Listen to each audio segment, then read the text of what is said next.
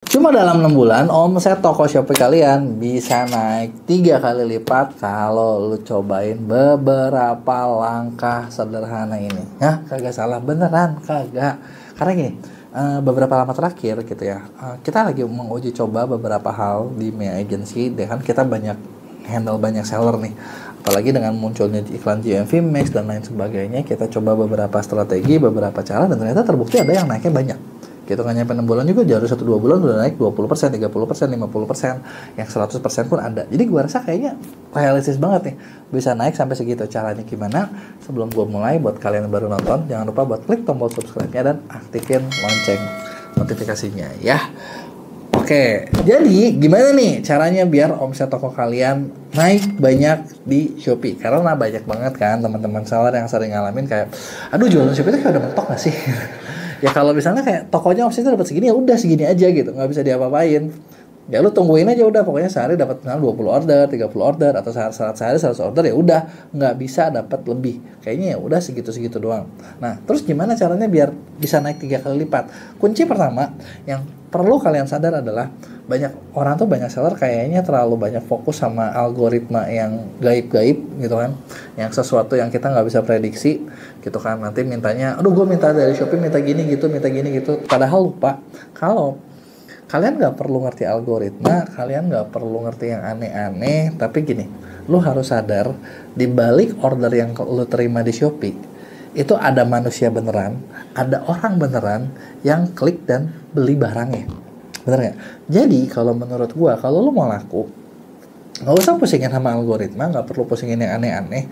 Pertanyaannya adalah, lu yakin nggak barang yang lu pasang di Shopee itu bakal bikin manusia yang lihat di handphone ya itu pengen beli barang itu sekarang?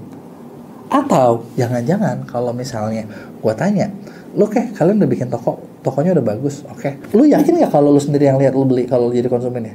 Kalau lu aja nggak sih, gua nggak yakin, ya udah. Atau ya barang gua buat apa ya, gua juga bingung, kok ada yang mau beli, kok ada yang bikin barangnya ya.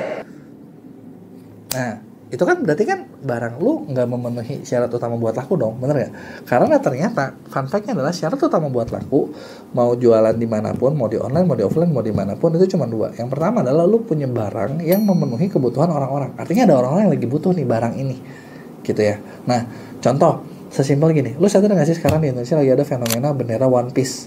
Bener nggak? Ya gara-gara fenomena itu dan banyak rakyat lagi muak mungkin sama pemerintah, ya udah bendera One Piece yang jual mendadak untung. Bener nggak? Mendadak untung gitu kan, gara-gara banyak orang lagi ya udah pada beliin tuh bendera, terus udah gitu pasang bendera gitu kan. Sesimpel itu, ada kebutuhannya. Bener nggak? Nah, atau yang kedua, menyelesaikan satu masalah. Menyelesaikan satu masalah tuh apa? Ya sebenarnya kalau kita balik ke bendera One Piece lagi ya, One Piece tuh masalahnya apa sih? Rakyat pengen komplain aja sama pemerintah, tapi gimana nih cara komplainnya? Ya udah, gue pasang bendera silent, tindakan silent itu seperti itu gitu loh. Nah itu adalah salah satu menyelesaikan masalah. Nah dari dua ini lu perlu lihat barang lu tuh masuk yang mana gitu ya. Kadang ada barang yang bisa masuk dua-duanya, banyak juga barang yang mungkin cuma masuk ke satu doang. Contoh misalnya katakanlah kita jual beras menyelesaikan masalah nggak? Menurut gue sih beras lebih ke kebutuhan ya, bener nggak? Orang butuh makan, makanya dia mau beli beras. Mungkin kalau jualan produk skincare bukan kebutuhan, tapi ada masalahnya nih. Oh, gue takut muka gue rusak, dijaga biar nggak rusak, pakailah skincare, gitu kan. Nah, itu tadi adalah kunci utama dari dagang. Nah, pertanyaannya coba deh lu cek, barang lu masuk yang mana? Masuk yang memenuhi kebutuhan, atau menyelesaikan masalah, atau bahkan lu nggak tahu barang lu ini kira-kira siapa yang mau beli? Ada nggak pembelinya? Jangan-jangan lu nggak tahu gitu. Bahkan lu cuma mikir, oh ada ya yang mau beli barang kayak gini ya? Gue pikir sih nggak ada gitu kan. Nah kalau lo aja bingung, berarti lo punya masalah dengan produk, itu harus lo selesaikan ya. Nah kalau misalnya udah oke, lalu bisa jawab. Yang kedua, kalau misalnya kalian ketika buka toko, kerja lo cuma nungguin doang orang datang ke toko, ya kapan kayanya, bener nggak? Ya kan lo ibaratnya cuma nunggu aja gitu, ibarat pasrah. Dan banyak seller ketika lagi kalau misalnya ngomong ya, kita ngomong, oh kalau jualan offline mau laku gimana, kejar bola gitu ya. Orang tahu nih, oke, gue harus kejar bola, nyari order kemana-mana. Tapi ketika di online gitu ya, banyak banget seller nggak ngerti cara ngejar bola. Yang ada dia tungguin aja tuh toko. Apalagi di Shopee, wah ditungguin, udah ditungguin.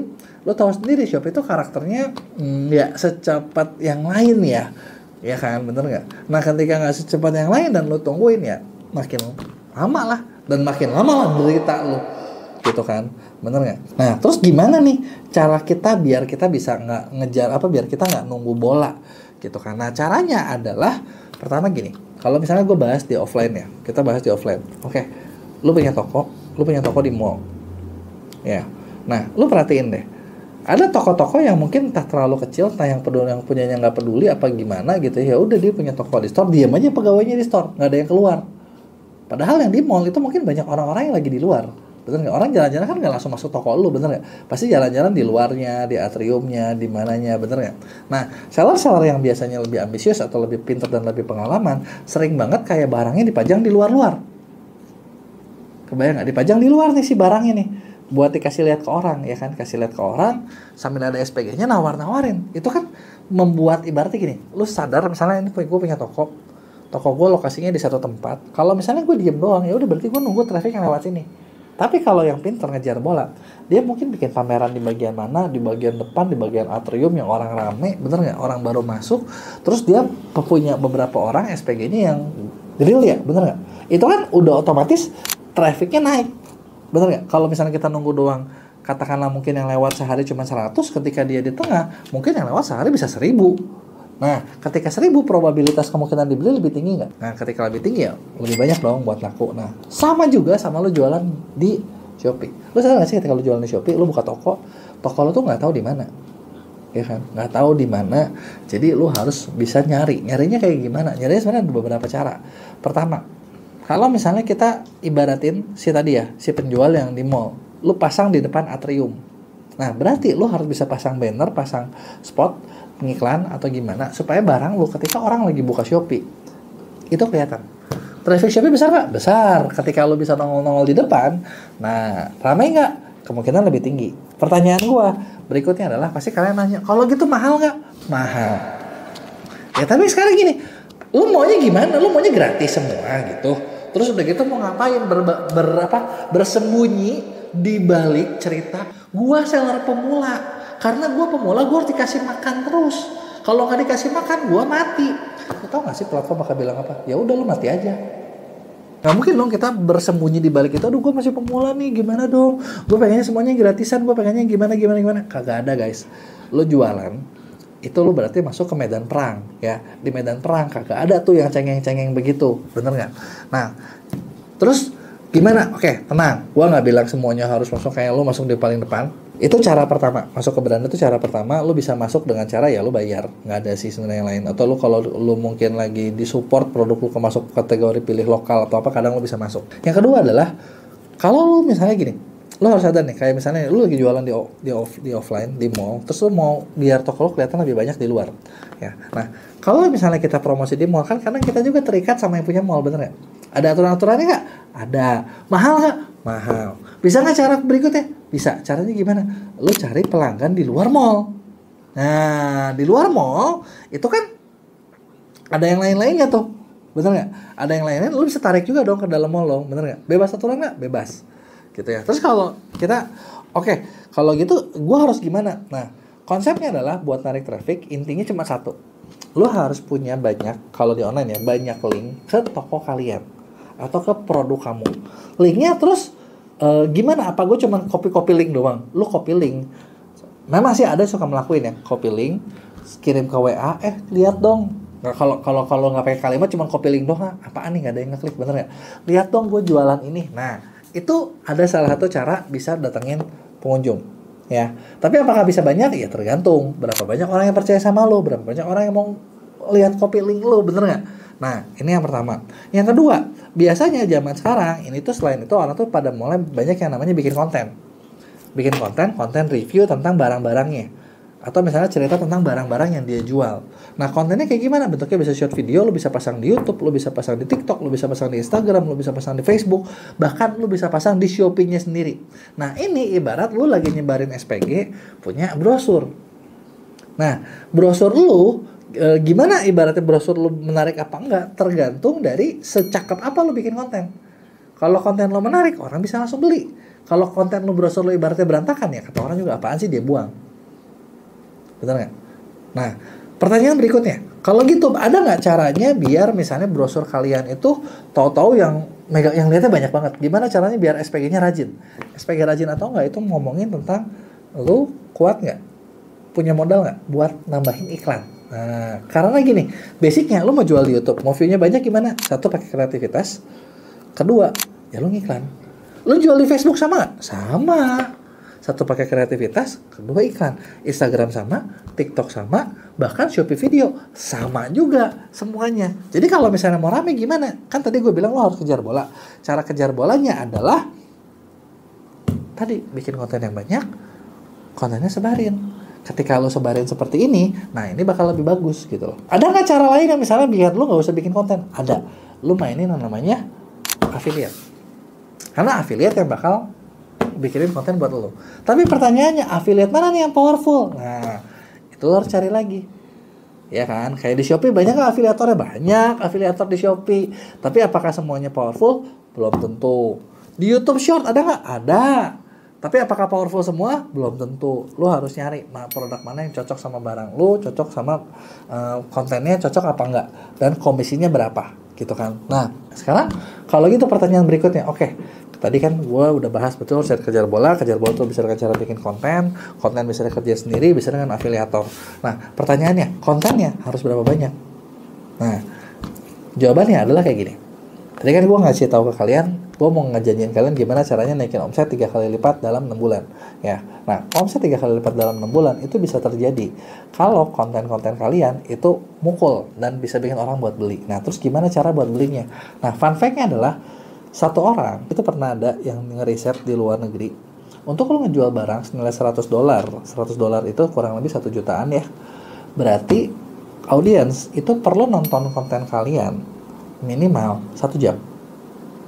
Jadi misalnya kayak gue mau beli buku ini mau laku, kalau harganya 1 juta berarti harus 1 jam. Buku ini harganya kurang lebih cuma 200 ribuan, jadi nggak 1 jam. Tapi kalau 20%-nya berarti kan 20% dari 1 jam ya.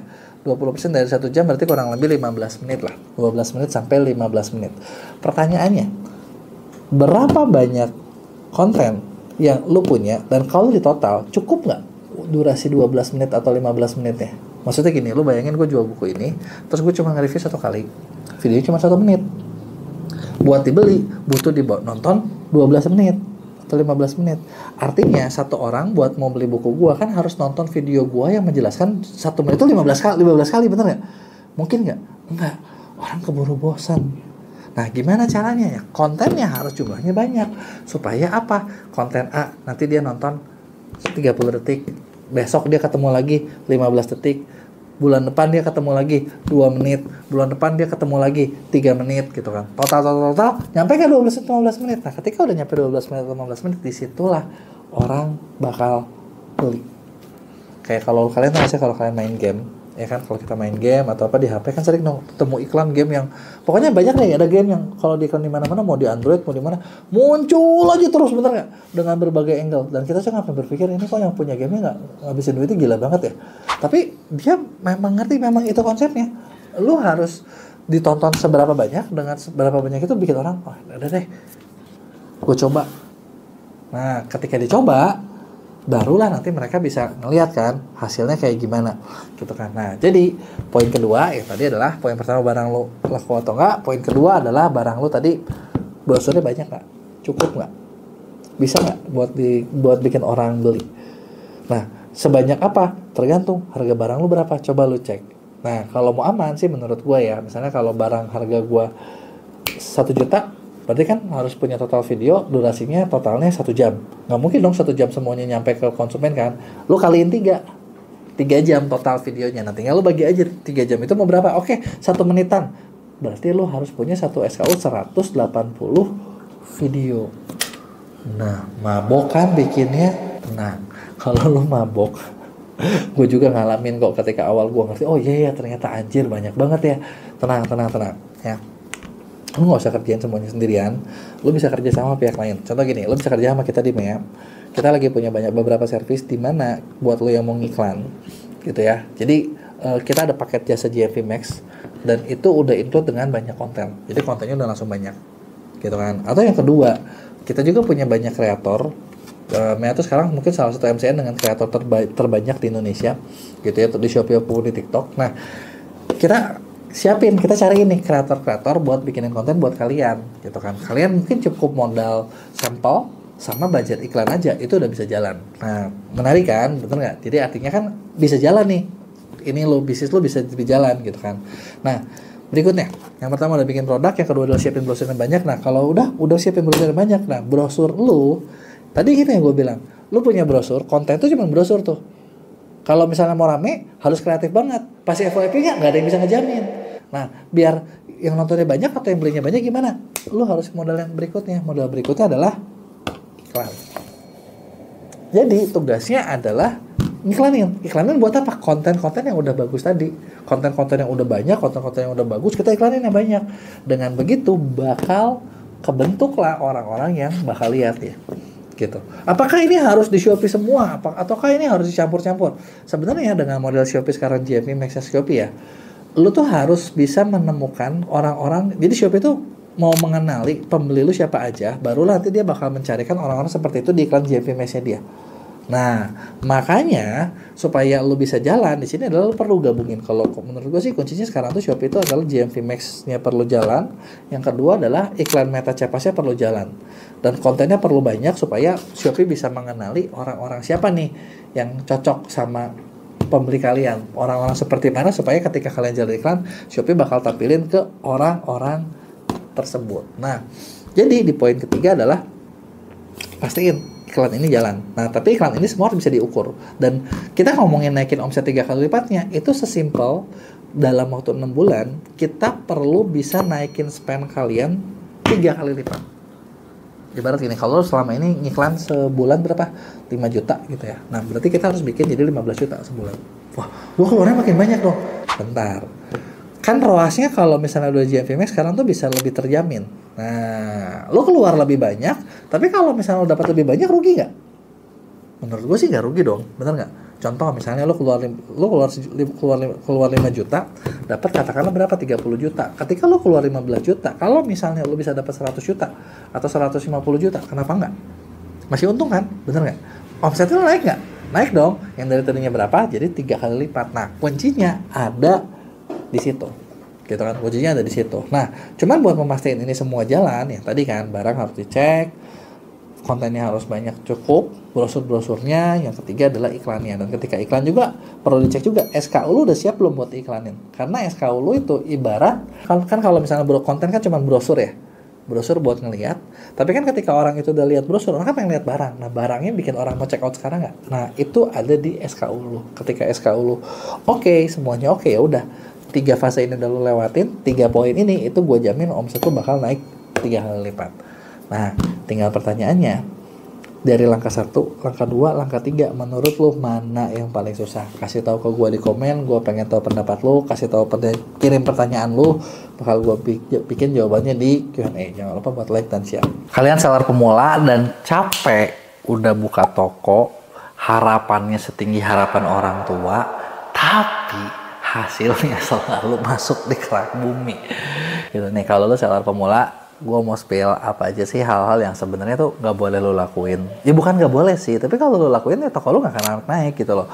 Yang artinya penjualan kalian bakal segitu-segitu aja. Jadi ya mendingan nggak usah dilakuin kan, bener nggak? Nah, apa aja sih yang kagak boleh dan yang bakal bikin toko lo tuh stuck gitu kan? Jadi hati-hati banget ya, karena gue liat banyak banget kesalahan itu selalu dilakuin sama seller pemula, dan yang ujung-ujungnya mereka selalu curhat kayak, aduh kenapa ya kok jualan gue segini terus, kenapa ya gue boncos terus, kenapa ya gue begini dan kenapa ya gue begitu. Oke, tapi sebelum gue mulai, buat kalian yang baru nonton, jangan lupa buat klik tombol subscribe-nya dan aktifin lonceng notifikasinya ya. Yuk kita mulai. Yang pertama, biasanya adalah ketika banyak seller, yang seperti gue bilang ya, ketika jualan tuh selalu punya harapan setinggi harapan orang tua gitu ya. Ya, kesalahan pertama adalah gini, karena banyak seller banget ya selalu ngerasa kalau gue tiap ketemu seller pemula tuh gue udah kayak, oh ini pasti pemula nih. Dalam arti ya, oke bro, gue lihat lu lagi semangat, silahkan, bagus, lanjutkan semangatmu. Tapi gue yakin dalam 3 bulan ke depan lu bakal berubah. Kenapa? Karena gini, banyak banget seller pemula yang selalu ngerasa kalau semua orang itu butuh produk yang kalian buat dan bakal ngantri buat beli. Bener gak sih? Jadi ya memang sih antusias itu penting sih, semangat itu penting. Tapi kadang harus pakai logis juga gitu kan. Bener gak? Kadang harus pakai otak juga gitu kan. Dulu juga jujur, tapi gini ya sebenarnya nggak cuman kalian sih. Gue juga dulu ngalamin kayak gitu kok.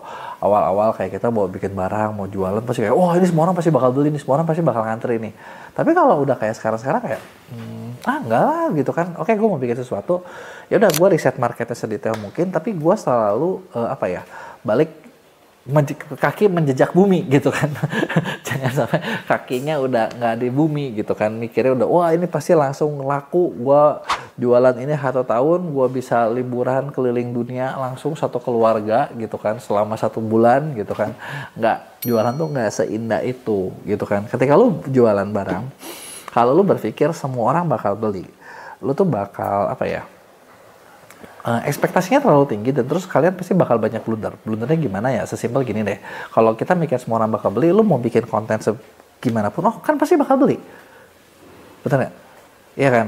Lu mau cari ngajak orang buat ngafiliat, ngajak orang buat kerjasama nih, barang gua pasti laku nih, se-Indonesia pasti suka, dibutuhin sama sedunia. Padahal ketika kalian buat barang, ketika kalian buat sesuatu, kabar buruknya adalah there's nothing new under the sun, bener nggak? Nggak ada yang baru tuh, tau nggak? Di dunia tuh nggak ada yang baru, semua tuh pasti udah ada yang pernah kepikiran dan apa yang lu bikin, malah mungkin perusahaan-perusahaan gede udah bikin, bener nggak? Ketika perusahaan gede udah bikin, terus gimana nasib lu yang kecil-kecil? Mati lah, bener nggak? Nggak bisa ngapa-ngapain kan? Bersaing sama yang gede kayak udah, wah dia udah bisa bikin jauh lebih bagus, jauh lebih efektif, jauh lebih efisien, jauh lebih murah, ujung-ujungnya gitu. Bener nggak? Makanya jangan pernah mikir semua orang bakal beli, tapi ketika lo mau bikin produk, pesan gue buat sobat semua adalah pikir kira-kira siapa kaum tertentu yang kalau lo ketawarin pasti beli barang kalian saat itu juga. Nah kaumnya siapa tuh? Bener nggak?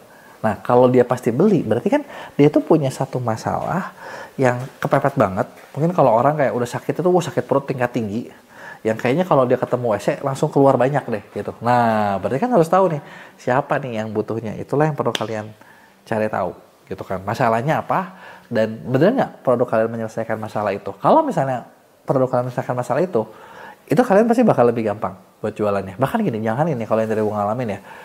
Gue udah nemu kaumnya siapa. Gue udah tahu masalahnya apa. Gue udah bikin ini, gue tahu ini pasti bakal menyelesaikan.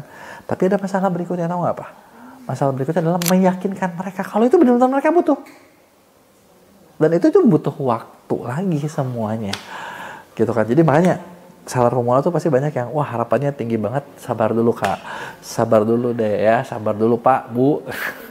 Gitu ya. Nah, terus udah gitu yang berikutnya. Kesalahan berikutnya adalah ketika kalian ngerasa gitu ya kalau jualan itu tuh untungnya tuh nggak boleh banyak-banyak. Gitu kan, ya prinsipnya bagus sih, jadi ya udah kita untung dikit tapi jalan. Tapi yang jadi masalah adalah untung dikit tapi jalan itu bukan kayak lu modal 100.000, lu jual 110.000, itu namanya bukan lu cari untung, itu namanya lu amal. Kenapa kayak gitu? Karena gini, gue sering banget kayak contoh gini ya, belum pernah kejadian, gue aktif di komunitas bola, terus begitu ada satu orang, tau lu ngerti ini kan katanya Tokopedia apa TikTok Shop gitu kan. Waktu itu kejadiannya di Tokopedia. Anjir, gue jual barang katanya. Gue ngambil dari si A, dari teman kita juga gitu kan. Terus ada pembelinya udah beli segini. Gue udah senang katanya. Wah, dikirain dapat untung banyak. Tapi begitu dijual, begitu laku, begitu uangnya cair, kurang. Jadi nombok gitu dia bilang. Gila katanya, itu tuh bisa dikomplain gak sih? Gila Cana ngambil ininya gede-gede banget, ngambil potongannya Cana. Gitu ya, dia bilang kayak gitu. Gue lupa harganya berapa, dia ngomong sih harganya berapa, potongannya berapa, ya gue juga harus menyimpulkan, kan lo tahu sendiri ya. Kalau orang Indonesia tuh kadang tidak bisa menceritakan dengan benar, ya kan. Sama kayak di komen tuh kayak orang suka nanya kayak, pertanyaannya sepotong gitu. Jadi yang gue tuh harus kayak, bentar, ini maksudnya apa ya? Maksudnya kayak gini deh kayaknya. Harus menyimpulkan gitu kan, bener gak? Tapi intinya adalah dia udah ngambil untung dia bahkan gak nutup buat biaya admin. Sedangkan dia nego ke temennya nih yang ngambil. Kan gue gak cukup nih, gue juga harus dapat untung dong. Lu potong dong harga lu, kata dia. Ya gak bisa lah, kan gue udah kasih harga segitu. Lu udah jual ini, kenapa lu salah ngitung sendiri, bener gak? Ya kan seperti itu gitu ya. Jadi jangan lu jangan itu kayak gitu, karena gini, untuk bisnis bisa berjalan itu butuh margin yang cukup. Dan kadang banyak banget seller pemula tuh nggak ngerti ke situ dan nggak pernah mikir ke situ. Margin cukup tuh berapa gitu ya. Nah ini kalau gue ngobrol ya sama pengusaha yang udah jauh lebih kelas kakap gitu ya. Gue pernah ngobrol gini, dia pemain Dev Store besar banget di Indonesia, dan dia bilang di Dev Store itu buat untung itu kali 5 dia bilang. Jadi dia bukan ngomong ngambil 10%, 20%, nggak, kali 5. Kenapa? Karena ada flash sale, karena ada ini itu, di situ tuh kali 5 gitu ya. Nah kalau di online dia bilang gimana? Ini kayaknya lebih gampang, dia bilang ke gua. Kenapa lebih gampang? Karena kali 3 cukup, nggak perlu kali 5. Kali 3 juga udah lumayan. Nah udah kebayang kan berarti berapa margin yang lu butuhin gitu. Kenapa kalau kalian nanya kenapa kayak sadis banget sampai kali 3, kali 2, kali 5? Karena gini, lu sadar nggak? Pertama nih, lu ketika jualan ya, yang paling pertama lu kepotong itu admin. Ketika harga lu makin tinggi, admin lu makin tinggi. Contoh, misalnya gini, gue jual barang 100.000. Admin ya kurang lebih ya, lu mau di platform manapun sekarang tuh ya mirip-mirip lah 15-20% kalau menurut gue ya. Gue selalu ngomong gitu. Orang kan suka bilang, wah gila nih, gue nggak mau ikutin ini, nggak mau ikutin itu. Dalam arti lu kagak kurang-kurangin, traffic lu makin terbatas. Jadi mendingan udah bayar aja udah paling mentok gitu. Ingat ketika kita jualan, ini kan kita ibaratnya nitip di lapak orang ya. Kalau namanya nitip di lapak orang ya udah aturannya mereka gimana ikutin. Kalau lu kagak mau bikin lapak sendiri. Gitu kan. Lapak sendiri kayak gimana? Nih, sebenarnya kalau lu mau bikin lapak sendiri nih, kita juga bisa bantuin kalian bikin website yang bisa di check out langsung. Itu lu murah. Gitu kan. Lu bahkan jual 110.000 masih untung lah. Masih ada untungnya gitu ya. Cuman ya mepet sih, tapi maksud gua murah tuh. Itu murah banget. Ini yang pertama. Yang kedua, gitu ya. Tadi kan gue bilang nih kan, admin itu pasti kepotong. Contoh gini, barang 100.000 kali aja 15%, 15.000 dulu hilang. Harga lu naik 300.000 kali 15%, 45.000. Harga makin tinggi, admin makin banyak, nggak bisa diapa-apain. Ini yang pertama. Yang kedua, lu sadar nggak, lu butuh gaji buat tim. Karena nggak mungkin lu jualan sendiri terus. Lu sendiri tuh nggak akan bisa berkembang. Lu butuh ada orang. Ada orang bantuin lu, artinya ada beban gaji dan lain sebagainya. Itu lu masukin ke dalam profit lu. Nah, yang ketiga adalah ketika lu jualan, ketika omset lu di atas 500 juta, dan gue yakin kalian semua pasti harapannya pengen di atas 500 juta setahun, bukan sebulan ya, setahun gitu ya, lu ketemu lagi sama yang namanya pajak. Bener nggak? Ada pajak penghasilan, ada PPN, kan tahu sendiri ya, pejabat kita lagi lucu-lucu banget kan, lagi senang banget nih bikin pajak tambahan ini itu baru. Nah, itu tuh. Nah, terus untung lu tipis, ya udah, lu bakal terus aja demo gitu kan, bener nggak? Nggak bisa, makanya margin tipis itu tuh kagak bakalan jalan. Jadi ini kesalahan paling fatal yang ini, daripada lu bilang, wah ini lintah darat, pemerintah kayak begini, kayak begitu, udah siapin aja deh. Gitu kan. Nah, berikutnya yang ketiga adalah banyak kesalahan lagi di baras pemula itu adalah ketika nggak baca community guideline. Terus udah gitu, begitu pelanggaran, bingung sendiri. Ini baru kemarin ada teman gue nge-WA. Ini baru kejadian nih. Dia bilang, bisa bantuin nggak toko gue di Shopee itu dia tuh jualan apa tuh namanya? Sebenarnya kayak mainan kayak petasan gitu lah ya, simpelnya.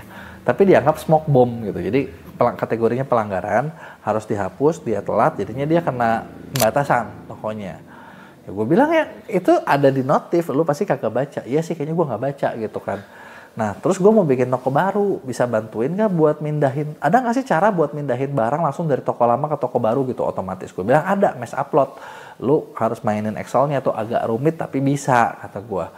Soalnya dia bilang, dia ngerjainnya puyeng. Kenapa coba? Dia punya SKU 7.000. Nah, mateng lo 7.000. Kerjain dah.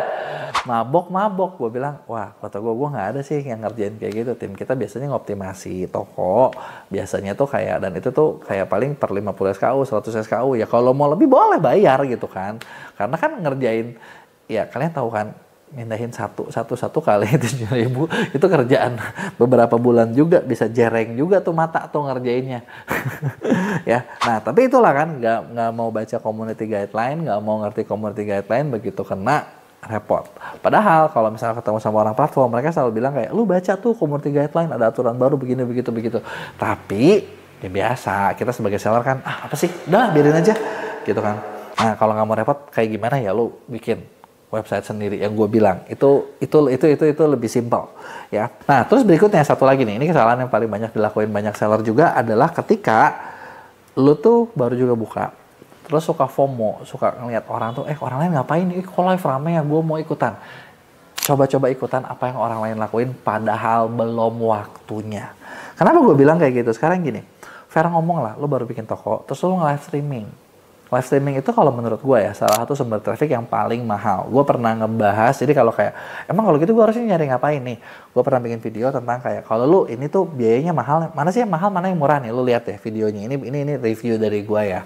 Nah, dengan lu lihat ya, lu bisa kebayang. Nah, live tuh paling mahal, lu baru buka, belum punya duit, ya kecuali kalau lu kayak, oke lah. Kalau lu selevel Yisen Lurong gitu ya, yang baru buka toko, dia punya Yisen Lurong, lu punya duit buat dia nge-live sampai 10 tahun juga nggak ada yang beli pun dia masih punya duit aja.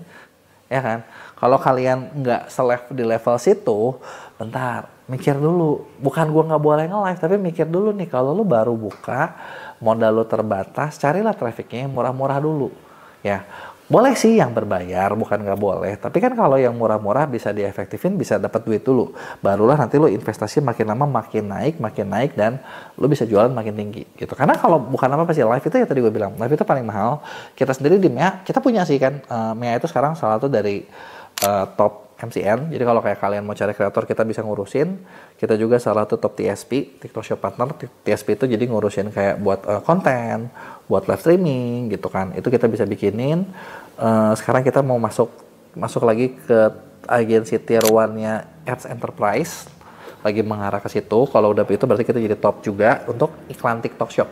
Iklan di TikTok nih. Nah, dari tiga ini gitu ya, dan tadi kan gue lihat nih kayak gue tahu, oh ini karakternya begini, ini karakternya begitu, ini karakternya misalnya kayak ads tuh begini, makanya gue sempat bikin tuh kayak video ini yang paling efektif yang mana, yang untung yang mana, yang rugi yang mana gitu kan. Nah jadi gini, kita aja dengan kita udah ngerjain itu, kalau kita jual barang baru kita nggak mungkin langsung kayak ngemodal langsung bikin sesuatu yang mahal gitu, kayak live streaming atau apa, kita aja nggak berani gitu, apalagi kalian gitu. Makanya seller pemula, lu lihat-lihat deh, lu pilih-pilih deh gitu kan. Kecuali kalau modal lu terbatas, ya udah, kalau nggak terbatas, yuk sini bareng sama kita, sini kita bikin jadi bisa lebih banyak. Tapi kalau modal terbatas, pilih-pilih mana yang cocok, mana yang enggak, mana yang bisa bikin lebih efektif. Jadi kurang lebih kayak gitu. Kalau ada yang tanyain, lu tulis di komen, nanti gue bakal jawab di Q&A. Jangan lupa buat like dan share. Kenyataan pahit yang harus kalian terima kalau memang mau jadi sultan di dunia jualan online. Jadi gini, kan kalau kita lihat kan kayak misalnya orang banyak ngomong ya, di online tuh enak gitu kan, jualan online enak, di e-commerce enak, tuh tahu dapat order, nggak usah ngapa-ngapain, ngupload doang, banyak bilang kayak gitu, bener nggak? Kan kesannya kayak manis-manisnya doang, bener nggak sih? Sebenarnya ada nggak sih pahit-pahitnya gitu kan, atau yang misalnya emang ya yang nggak enaknya sebenarnya cukup banyak juga gitu kan, cuman banyak orang nggak mau bahas. Nah kali ini, di video kali ini gue mau spill nih, apa aja sih yang apa ya, kejahatan pahit yang ada, dan gimana caranya lu ngelawan itu supaya jualan kalian bisa laris. Karena kalau misalnya kalian apa ya, maksudnya kita bilang itu nggak ada, juga ada loh gitu loh, bener nggak? Dan lu nggak bisa hindarin gitu. Ketika lu hindarin malah jadi lu nggak bisa berkembang gitu kan. Nah tapi sebelum gue mulai, buat kalian yang baru nonton, jangan lupa buat klik tombol subscribe-nya dulu dan aktifin lonceng notifikasinya ya. Yang pertama, nah sebenarnya gini, kalau kalian mau jadi raja, kalau kalian mau laris, lu mau jadi jagoan banget di online, itu buang ego kalau produk gua yang paling bagus. Kenapa maksud gua buang dulu tuh ego gitu loh. Karena kenapa, gua sering banget ketemu sama seller ya, mau ketika lagi event MEA lah, kadang misalnya klien MEA juga ada lah yang udah pakai jasa digital marketing kita gitu kan.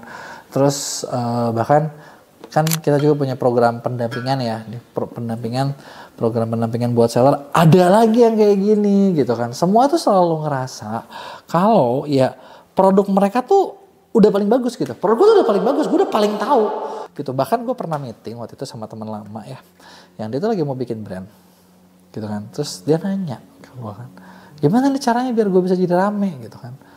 Gue kasih pertanyaan basic kayak, oke, menurut lo nih, gue bilang, apa sih keunikan dari produk lo? Tau gak dia bilang apa? Keunikan produk gue ngerti produk, gue orang produk, gue udah tahunan ngurusin bikin produk yang laku. Jadi kalau gue bilang ini bagus, itu bagus.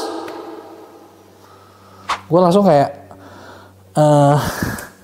Mas dalam hati bilang kayak ini ini kayaknya lo nggak mungkin laku deh.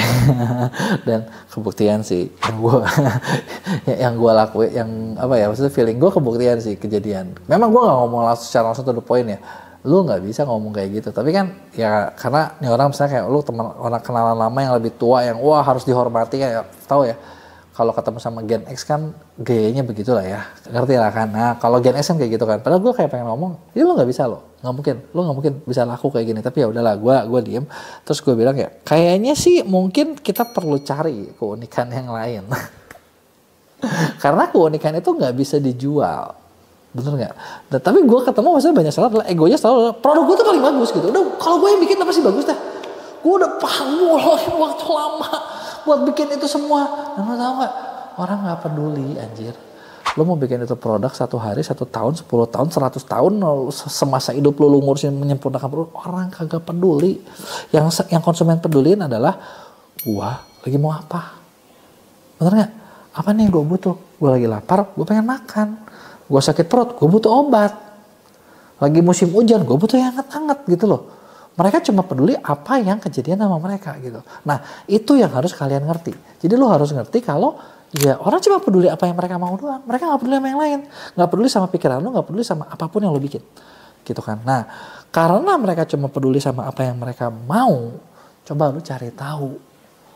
Kira-kira ketika lo jualan, kenyataan pahitnya adalah produk lo gak penting. Apa yang lo bikin gak penting. Gambar lo tuh jelek. Apapun yang lo buat itu gak ada yang bagus. Tapi yang lo percaya adalah mereka mau apa. Mereka pengen lihat apa. Mereka pengen lihat yang kayak gimana. Nah itulah yang bisa lo kasih. Makanya ada prinsip kalau di zaman dulu pembeli adalah raja. Sampai sekarang masih berlaku gak? Berlaku banget. Jadi apa yang mereka mau lah yang harus lo hadapin. Gitu kan. Kalau lo gak bisa ngelewatin ini, percaya sama gue, lo bakal stres terus. Karena kenapa? Online beda sama offline bos. Offline itu lambat. Lo buat tahu segala sesuatu lambat gitu. Kebayang gak? Kita tungguin hari demi hari. Di online tuh cepet banget. Jadi kalau memang lu udah sebulan gak laku. Lu udah sebulan nih gak laku nih. Udah 2 bulan nih gak laku nih. Lu udah 3 bulan nih segitu-segitu aja nih. Itu adalah fakta. Kalau barang lu kagak laku. Ditungguin sampai tahun depan. Bukan makin bagus. Makin. Enak kan ngomongnya gue jadi gitu aja ya. Ngerti kan poin gue? Gitu kan. Makin lama bakal makin hancur gitu loh. Jadi jangan berpikir wah kalau gitu gini gitu. Fakta berikutnya yang lo pasti perlu telan adalah biaya admin. Ya kan banyak banget yang sebel kan. Gua tahu. Tapi kenyataan pahitnya adalah biaya admin itu bakal terus naik. Bukan bakal terus turun. Kenapa? Karena biaya akuisisi untuk mendapatkan konsumen di mana-mana semakin lama semakin naik. Aneh ya. Padahal kadang kalau kita pikir zaman makin canggih. AI makin pintar. Harusnya kan bisa dong mencarikan konsumen buat kita yang tepat gitu kan dengan biaya semurah-murahnya. Iya, tapi semua orang juga ngelakuin itu. Jadinya kalau kita nggak pintar-pintar banget, kalau kita nggak unik-unik banget, biayanya jadi rata-rata kan, bener nggak? Dan semua orang juga tahu kalau ternyata buat dapetin duit, lo harus keluar duit, harus ngiklan, harus apa. Dan semua orang makin ikutan situ, itu yang bakal bikin biaya lelang semakin lama semakin tinggi, semakin mahal. Dan biaya e-commerce itu juga kan sekarang gini, contoh ya, lo bayangin deh. Gue nggak ngebelain sih, ini gue nggak ngebelain, tapi gue cuma mau ngasih pandangan gitu ya. Contoh kayak Shopee deh, gitu. Dia sering kan lu lihat Shopee kalau di mana-mana gede-gedean. Ketika dia buat iklan, dia butuh duit. Duitnya diambil dari mana? Dari admin. Bener nggak? Dia datangin traffic, dia butuh duit. Dicasnya kemana? Dicasnya ke kalian, gitu kan? Bener nggak? Di TikTok juga sama, di TikTok sama, di Tokopedia sama, di Lazada sama, semua juga sama, gitu kan? Mungkin kalau misalnya ada nggak nih yang misalnya hemat? Ada. Gue baru nemu tuh. Ini bukan kayak Tocok ya katanya gratisan, tapi bukan. Kalau ini sebenarnya lebih kayak platform buat lo jualan. Sebenarnya kalau gue lihat ya di sini tuh produk digital udah bisa, jasa udah bisa, gitu kan. Kita banyak kerjasama di sini juga. Jadi gue lihat ini bagus buat bikinnya, gitu kan. Nah, tapi di sini tidak akan pernah dijanjikan kalau memang dapat traffic. Jadi memang di sini lu buat mendisplay, lu buat bikin website lu bisa buat ngumpulin data konsumen lu sebanyak mungkin, tapi trafficnya cari sendiri gitu loh. Ya kan? Biaya adminnya murah banget, malah bisa tanggung konsumen alias hampir nol. Coba. Nah, mau yang gratisan? Ada. Tapi kalau ditanya nih sama gue, oh iya namanya apa? Namanya link kreator. Lu coba deh ya. Tapi kalau misalnya tanya nih sama gue, lu tanya sama gue, link kreator sama di Shopee apa di TikTok rame yang mana? Rame di TikTok. Rame di Shopee. Bahkan kalau lo bandingin kayak Tocok tuh ada yang gratis, rame nggak? Kata gue sih tetap rame yang gede ya. Bener nggak? Ya kalau lo nggak ada kerjaan boleh dicobain lah. Gitu kan. Tapi kalau misalnya lo banyak kerjaan daripada fokus coba yang gratis-gratis daripada lo coba yang gue pengen cari yang murah-murah, nggak akan bisa. Memang biaya akuisisinya mahal, ya udah ikutin aja. Gitu kan. Yang fokus yang ketiganya adalah kalau biaya akuisisi mahal jangan mikirin adminnya, tapi pikirin gimana caranya biar lu ngejual dengan margin yang lebih tinggi. Gimana caranya lu ngejual dengan margin yang lebih sehat. Karena ngomongin e-commerce ini masih murah. Lu bandingin sama zaman dulu. Gue belum lama baru banyak ngobrol sama salah satu top seller offline, dimana dia cerita dia pernah punya 300 toko. Jadi kayak 300 toko, gila ini laupan, ini bos gede ini. Dia cerita dia punya 300 toko di offline, terus emang udah senior ya. Ini fan ngomong udah senior. Terus di Tanah Abang aja dia punya 30 jongkok. Jadi kayak wow man, lu gede banget gitu kan. Dan terus dia cerita, Dev Store, dia main Dev Store ya. Dev Store itu enggak segampang yang dipikirkan. Karena Dev Store itu lu buat masuk ke Dev Store, harganya minimal itu harus kali 5. Dan itu untung tipis. Kali 5 untung tipis. Mateng dah lu. Jadi dia udah bukan mikirin lagi gimana cara mendapatkan profit gitu, udah dipikirin. Bahkan Dev Store itu tiap bulan, tiap season minta model baru, minimal sekali minta model 50, mateng dah lo 50. Gila nggak tuh? 50-nya nggak dibayar langsung lah ya, konsinyasi kalau nggak laku dibalikin lagi. Berat banget emang jadi seller di situ gitu kan. Tapi ya bahkan jadi online udah enak kan, bener nggak? Nah terus yang berikutnya adalah ketika lu jualan, fakta pahitnya adalah lu tuh selalu berurusan dengan ujungnya dengan manusia. Jadi jangan mikirin kayak gini. Gue sering banget temen seller kayak, oke, gimana nih algoritmanya biar gue laku terus? Gimana nih kayak gini? Iklannya harus diapain? Settingnya harus kayak gimana nih? Jujur ya, gue coba mengulik itu selama bertahun-tahun. Gue pikir gue tahu cara terbaiknya seperti apa. Tapi sekarang gitu kan, gue bilang nggak ada rumus pasti. Rumus pasti itu kagak ada. Yang ngomong ada rumus pasti itu bullshit, itu bohong, cuman buat gimmick doang. Karena ujung-ujungnya adalah lu bukan berlawan dengan algoritma online, tapi lu lagi berhubungan dengan manusia di belakangnya. Jadi bukan fokus tentang gimana tekniknya, tapi justru harus fokus gimana caranya biar manusia yang di belakang layar, bukan belakang layar sih, manusia yang lagi nonton video lu, yang lagi nonton lihat barang kalian itu mau beli. Kalau misalnya lu kayak tanya ke teman-teman lu kayak, ini barang gue udah bagus belum? Ini kalau kayak gini udah oke belum? Udah menarik belum buat lo? Dan mereka kayak nggak tertarik amat. Artinya ya barang lo memang belum semenarik itu. Lo fokus bakar duit banyak-banyak pun ya untuk sesuatu yang lo belum yakin. Benar. Tapi kalau misalnya lo bisa bikin kayak orang-orang yang lo tahu, orang-orang yang marketnya itu ketika kalian lihat tahu ada sesuatu mereka tertarik, ya udah. Artinya kalian udah di jalan yang tepat. Kebayang kan? Nah, jadi kayak gitu tuh. Kurang lebih beberapa kenyataan pejamnya kayak kalau misalnya kita lihat kayak aduh kok kayak nggak enak ya gitu, kayak admin gue udah kesel nih, gue udah cari duit macam-macam tiap kali lihat potongan kok Shopee banyak banget ngambil duitnya, TikTok banyak banget ngambil potongannya, nggak adil segala macam dan lain bla bla bla. Itu memang kenyataan pahit, tapi emang lo harus terima. Pilihannya adalah ya mau itu atau nggak mau gitu kan. Ya lo nggak mau ya lo bisa ciptain lagi sesuatu sendiri, cuman lebih gampang apa enggak. Kalau misalnya belum ada yang lo belum bisa yang lain ya udah telan aja dulu.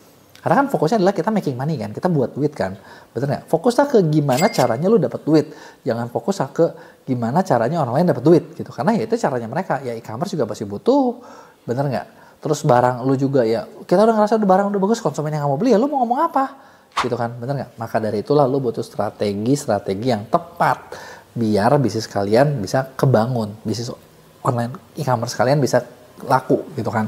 Nah gimana cara bikin strateginya ya? Sebenarnya kalau lo nggak bisa ngerjain sendiri, gue siapin lewat Scale School Academy itu satu program namanya pendampingan konsultan ordal. Di konsultan ordal memang kita udah cariin tim-tim konsultan yang buat ngebantu kalian buat merancang strategi dan action plan yang terbukti naikin penjualan lo.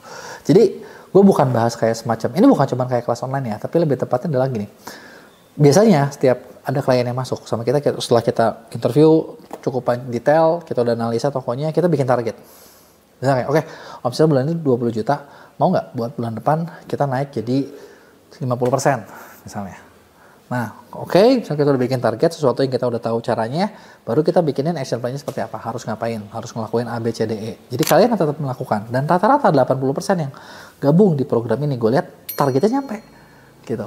Nah, kan sebenarnya sekarang gini deh, lu bayangin, dengan kayak gini, ini bukan kelas online gitu, ini bukan kayak lu cuman ngajarin, tapi inilah benar-benar mendampingin kalian, supaya kalian bisa tembus goal-goal baru yang belum pernah kalian capai sebelumnya. Gitu. Cuman ya tiap bulan kita juga nggak bisa buka terlalu banyak orang karena kan tim kita juga terbatas kan, dan apa ya, fair ngomong nyari konsultannya juga nggak susah gitu, buat yang bisa ngerti ngajarinnya pun butuh waktu yang cukup lama gitu kan. Makanya ya ini bulan ini kita masih ada slot buat lo yang mau, lo bisa coba gabung di program ini gitu. Ada juga kelas intensif. Kelas intensif ini lebih kayak kelas semi private sama tim gua buat ngajarin kalian tentang apa aja yang harus lo tahu di e-commerce yang memang lo mau pelajari gitu ya. Jadi buat belajarnya lo bisa di situ. Dan kalau misalnya ada yang mau tanyain, tulis di komen, gue bakal jawab di Q&A. Jangan lupa buat like dan share video ini ke teman-teman seller kalian. Gue mau spill gimana caranya biar omset jualan kalian itu bisa mencapai 10 miliar per bulan. Gue tahu ini angka yang kayaknya jauh banget, mungkin masih di awang-awang. Gak apa-apa, lu simpen aja dulu, lu tonton video ini, lu save aja dulu. Dengan lu save, ini bakal kepake kok buat kalian. Dan ada beberapa hal yang misalnya bakal bisa lo lakuin dari sekarang gitu ya, lo lakuin dari sekarang supaya nyampe. Dan kalaupun gini lah, gue tau kalau kalian mikir, wah nanti kalau gue gak nyampe gimana? Lo ngejar 10M, dapatnya 1,5M, apa 2M sebulan, masih oke nggak? Masih oke kan? Ya udah, simpen dulu ya. Nah, sebelum gue mulai, buat kalian menonton, jangan lupa buat klik tombol subscribe-nya dan aktifin lonceng notifikasinya ya, biar lo nggak ketinggalan info apapun dari gue. Yang pertama, jadi gini, lo buat dapat om 10M, itu pasti ada syarat, setuju gak? Ya kan, sama dong, lo kayak ke Gunung KWI ada syarat ya kan. Tapi syarat yang gue kasih tau bukan syarat yang aneh-aneh, bukan syarat yang gimana. Tapi kalau gue perhatiin nih dari kayak toko-toko yang kita tanganin di MEA, jujur kita nanganin toko-toko di MEA cukup banyak yang udah sekarang tuh omsetnya di atas 3-4 miliar. Yang mendekati 10 udah ada, yang 10 ke atas pun sudah ada. Gitu kan. Nah, terus dari insight itu gitu ya, apa nih yang bisa gue bagiin buat kalian? Yang pertama, kalau misalnya gue perhatiin, semua toko yang omsetnya besar-besar banget bulanannya, itu pertama itu mereka punya beberapa produk hero. Nah, bisa nggak cuma satu? Kagak. Susah guys. Tapi jujur, gue pernah punya klien. Jujur ya, pernah punya klien. Karakter produknya cuma satu. Tembus 10M. Tapi momentum. Maksud gue momentum tuh apa? Ini ada beberapa nih ya. Satu, ini yang gue jadiin study case di buku ini. Produknya kue kering, kita bikin jadi hampers. Gitu kan. Momentumnya pas lagi apa? Pas lagi lebaran. Lebaran itu di atas 10M. Gitu. Lebaran omsetnya di atas 10M. Ketika lagi Natalan juga besar, miliaran. Tapi setelah itu udah. Nggak bisa. Gitu kan. Nah, ini yang pertama. Yang kedua, ada lagi nih klien gue nih. Produknya cuma satu juga. Yaitu apa? Masker. Lakunya ya kemarin pas COVID. Setelah COVID udah. Terus kalau yang lain gimana? Nah kalau yang lain ya, yang bisa benar-benar tembus sampai total 10M ya itu gue lihat mereka tuh biasanya punya beberapa bahkan cukup banyak produk hero. Kenapa gue bilang kayak gitu? Karena gini lah, masuk akal aja, kita ngomong yang realistis ya. Lo mau punya omset katakanlah kita ngomong angka 10 miliar. Ya, harga produk kalian berapa? Misalnya harga barang lu 1 juta, 10M lu bagi 1 juta guys, artinya ada 10.000 order setiap bulan yang kalau kita bagi 300 order lebih per harinya ya, itu kalau 1 juta loh. Pertanyaan gua, jualan apa yang 1 jutaan yang sekencang itu dengan satu produk gitu, satu SKU? Jarang, bener nggak? Nah terus yang kedua nih, anggap itu kalau barang lu 1 jutaan.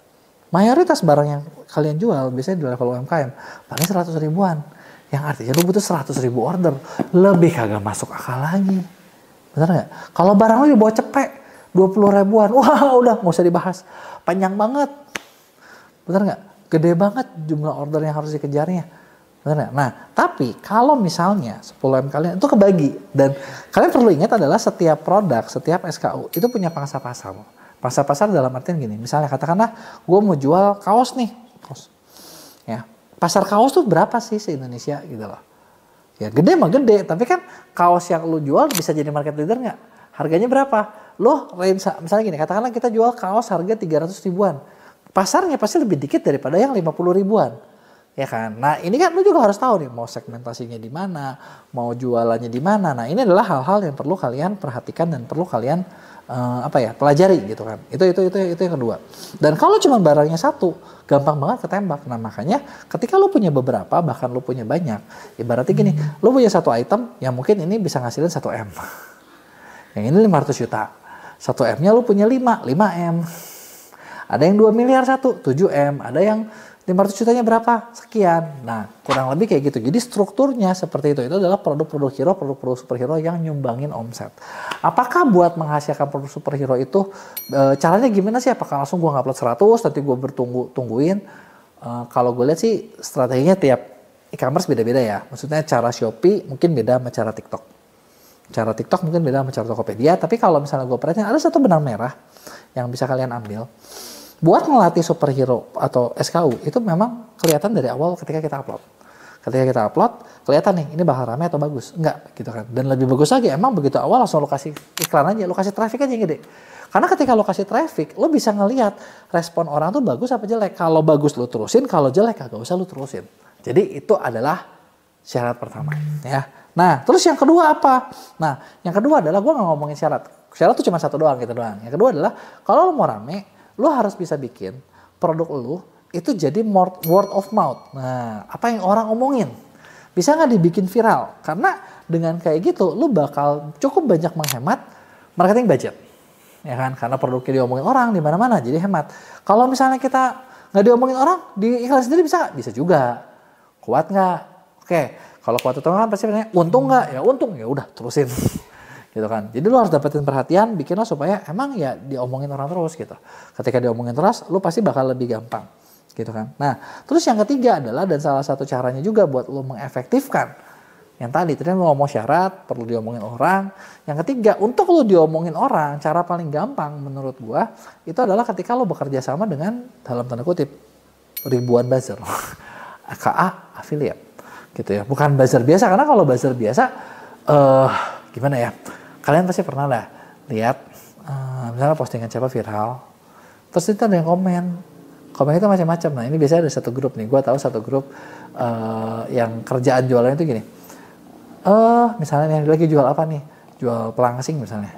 Aduh dulu badan gue gendut, oh nanti ada lagi yang balas komennya, ya bener Sista kalau kamu gendut coba deh aku dulu pakai gini, terus pura-pura ngobrol di komen, mereka saling ngobrol berdua yang gak nyambung. Nanti belinya di dokter ini ya.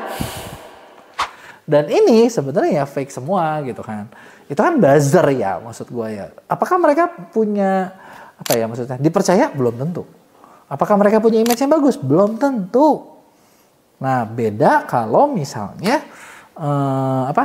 lo kerjasama dengan orang-orang yang punya citra yang bagus. Yang ibaratnya mereka tuh dikenal, mereka tuh dipercaya gitu kan. Nah itulah para affiliate, top creator. Nah para top kreator inilah yang lo perlu kerjasama, karena dengan lo kerjasama dengan top kreator, mereka bakal bikinin banyak konten, dan konten tersebut itu efektif buat bikin produk yang kalian jual jadi rame. Nah pertanyaannya paling gini ujung-ujungnya, oke, barang gua tadi harus punya banyak yang hero, bisa dilakukan. Yang kedua, oke, barang gua perlu diomongin orang. Yang ketiga, nah harus banyak kerjaan sama afiliator. Agak mirip sih sama yang kedua. Yang terakhir tuh lebih kayak action plan-nya kan, bener nggak? Nah, tapi gimana cara nyari afiliatornya gitu kan? Sedangkan ketika kalian nyobain, mungkin kayak kalian udah coba A, B, C, D, ngontakin nggak ada yang waro, atau ya segitulah, nggak bisa efektif banget gitu kan. Nah, sebenarnya bisa cara paling gampang lo kerja sama kita di MEA. Gitu ya. Kenapa? Nah, di sini gue mau cerita. Jadi banyak orang nggak tahu kalau kerja sama dengan kreator itu ada 3 cara. Cara pertama lo cari sendiri. Capek. Beneran, capek, lu harus kontakin, lu kesel, belum tentu mereka sesuai brief. Bener? Kedua, lu endorse, cari sendiri juga sih. Di endorse lebih cepat jalannya, tapi apakah lu pasti untung? Belum tentu. Bener nggak? Ketiga, lu lewat agensi MCM. Gitu ya. Gue bilang gini bukan karena gue punya agensi MCM memang. Dan fun fact-nya adalah agensi MCM-nya sekarang nomor 1 di TikTok. Di Shopee pun tetap ukuran 3 besar. Jadi kayak gue punya saldo yang terbesar di situ. Tapi yang gue mau kasih buat seller adalah lewat agensi ini Ini tuh bukan berarti kalian bakal keluar biaya tambahan, enggak. Bisa jadi malah jauh lebih hemat. Lu nggak perlu ngontakin satu-satu, lu tinggal ngontak lewat kita, nanti kita yang bakal cariin ke banyak kreator. Terus udah gitu, sampel lu kalau lu nyari satu-satu, mungkin lu harus siapin semua satu-satu. Sama kita bisa bagiin sampel lu biar lebih efektif. Yang ketiga lebih hemat dong secara biaya, bener nggak? Nah, cuman yang ketiga adalah ya pasti lu mungkin perlu siapin budget buat apa? Budget kalau zaman sekarang, kalau gue lihat ya, kreator itu lebih mau kalau diiklanin. Jadi lu cuma budget iklan, tapi kan budget iklan juga lari ke penjualan ke lu juga, nggak ada ruginya dong. Nah, buat kerjasamanya ini, nah di MCN ini ada yang namanya agency plan. Agency plan ini gue rasa sesuatu yang simple. Kalian cuma perlu bikin komisi yang lebih menarik, gitu ya, lebih menarik. Atur level komisi kalian dan modal ads doang. Udah, cuma itu doang. Dan sisanya, gue rasa lu bisa lihat perkembangan bisnis lu lari jauh lebih cepat, gitu ya. Jadi kebayangkan sebenarnya, jadi itu udah gue spill. 3 strategi sederhana yang bisa bikin lu sampai 10M gitu. Kenapa gue spill kayak gitu? Karena semua brand besar itu semua mainnya kayak gitu. Bahkan dari TikTok pun banyak banget kayak kita tuh di-matchingin sama seller-seller besar yang mainnya gitu semua gitu. Bukan maksud gue jadi bukan membuat sesuatu yang baru, memang yang gede-gede main kayak gini, tinggal lu yang kecil-kecil kapan mau ngikutin. Apa lu mau coba berjuang sendiri terus? Capek kan? Ya, jadi itu dia caranya. Kalau ada pertanyaan lu tulis di komen, gue bakal jawab di Q&A. Jangan lupa buat like dan share video ini ke teman-teman seller kalian.